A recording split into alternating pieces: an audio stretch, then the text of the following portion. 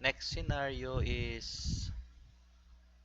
for example, ganun din. Um, yung cash in bank nyo is not earlier na from those transaction pero hindi pa rin siya nag-appear. So, anong possible problem nun? So, like example nito, gawa tayo ng bagong 316. Let's start by. Ito yung magiging possible problem nun. Baka yung kasatelek dito, hindi na nag-appear yung account code niya.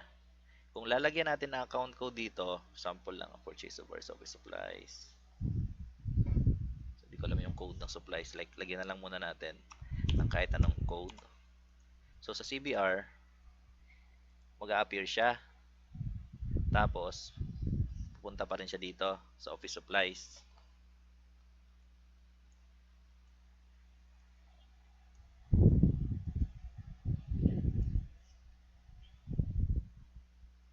Pero sa CBR, gawa tayo ng new.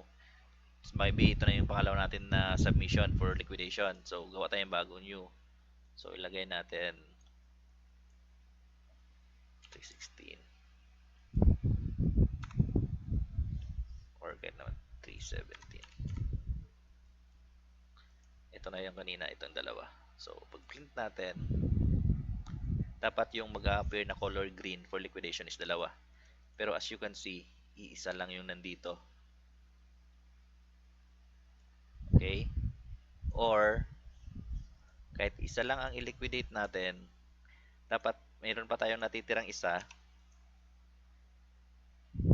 Meron pa tayong natitirang isa, di ba? So, dapat sa CBR,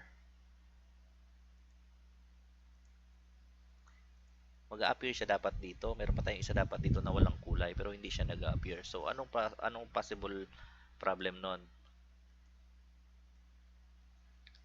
Ang possible problem nun is sa DB system, wala siyang account code. So, sino nga yan? Si Starbright. Pag pumunta tayo sa payment, punta tayo kay Starbright. Open DB. Yun.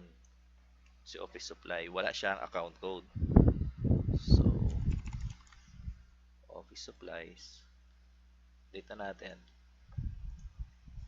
Pagpunta natin ngayon, pagbalik natin doon sa liquidation,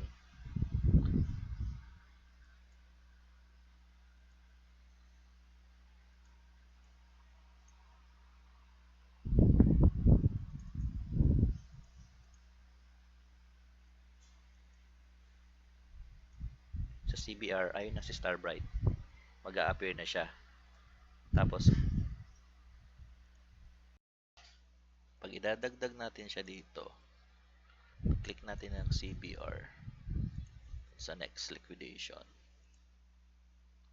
Ayun na siya. Magiging dalawa na siya. Ulit. The same with RCI. Pag hindi lumabas yung check date o yung check details nyo dito, meaning yung balikan nyo yung DV nyo kasi baka yung date ng check doon is mas earlier than sa date na nilagay nyo dito. So, ganun siya pag check kung bakit hindi nag-a-appear sa RCI yung isang check number.